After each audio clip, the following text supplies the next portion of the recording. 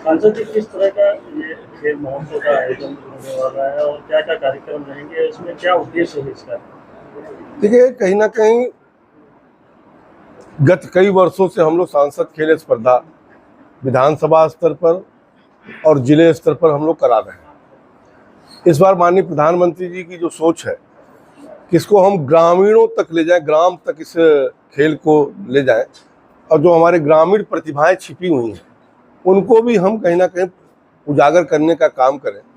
और इस कार्यक्रम में इस बार हम लोगों ने जो बनाया है कि ग्रामीण स्तर से लेकर के वो विधानसभा होते हुए और लोकसभा स्तर तक इन सारे खेलों को कराया जाएगा। और सभी लोगों से हम लोग निवेदन भी कर रहे हैं, प्रचार प्रसार भी कर रहे हैं, और एक QR कोड हमारा जो आया है, ऑनलाइन रजिस्ट्रेशन भी होगा, ऑफलाइन रजिस्ट्रेशन भी होगा, कि जिस भी प्रतिभाशाली खिलाड़ी को भाग लेना है वो निश्चित तौर से उसमें सम्मिलित हो सकता है। और प्रधानमंत्री जी का सोच है कि खेल भी हमारे देश का एक महत्वपूर्ण अंग है। देश दुनिया में अगर भारत को विकसित राष्ट्र बनाना है तो निश्चित तौर से सभी क्षेत्रों में हमें आगे बढ़ना होगा, और उसमें खेल भी एक महत्वपूर्ण क्षेत्र है। और खेल के माध्यम से हमारे बहुत से खिलाड़ी आज नहीं, इसके पहले भी देश और दुनिया में नाम कर चुके हैं, ओलंपिक भी खेल चुके हैं। उसको ध्यान में रख करके प्रधानमंत्री जी ने तय किया है कि हमारे गांव के भी प्रतिभागी इसमें भाग लें, और उनके प्रतिभा को देखते हुए आने वाले समय में राष्ट्रीय स्तर पर, अंतर्राष्ट्रीय स्तर पर उनको अवसर प्रदान किया जा सके।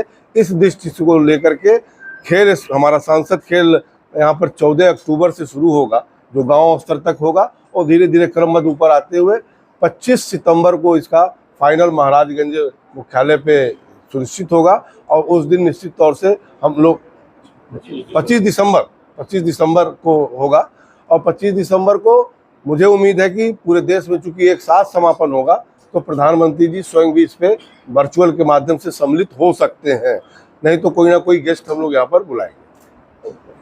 मंत्री जी, बिहार का चुनाव होने वाला है, उसको लेकर तमाम जो राजनीति शुरू हो गई। कांग्रेस पार्टी जो मसला करके वोट चोरी, MSP चोरी, नौकरी चोरी और मोदी सरकार को हटाने की बात कर रहे हैं, क्या कहेंगे? देखिए, विपक्ष क्या कहता है उस पर मुझे कोई टिप्पणी करना उचित नहीं होगा, उनका काम है टिप्पणी करना। लेकिन जिस प्रकार से इन लोगों ने 2024 के चुनाव में देश की जनता को गुमराह किया था कि संविधान समाप्त हो जाएगा, आज साल पूरा होने जा रहा है, कहीं संविधान पे कोई आँच आया? उसी प्रकार से इनके पास कोई मुद्दा नहीं है, मोदी सरकार के खिलाफ इनके पास कोई मुद्दा नहीं है, तो अनर्गल आलाप रहे हैं SIR के माध्यम से, चोरी के माध्यम से। जबकि आप देखें तो दुनिया में एक सबसे बड़ा लोकतंत्र है, और इस देश में इतनी बड़ी संख्या में 140 करोड़ लोगों का मतदान चुनाव आयोग कराता है और निष्पक्ष कराता है। और जिस प्रदेश में वो जीत जाते हैं वहाँ चुनाव आयोग भी ठीक है, वहाँ पर EVM भी ठीक है, जहाँ पर हार जाते हैं वहाँ पर EVM भी खराब हो जाता है, और चुनाव आयोग के ऊपर एक संवैधानिक संस्था है, उसके ऊपर भी ये आरोप लगाने से नहीं भागते।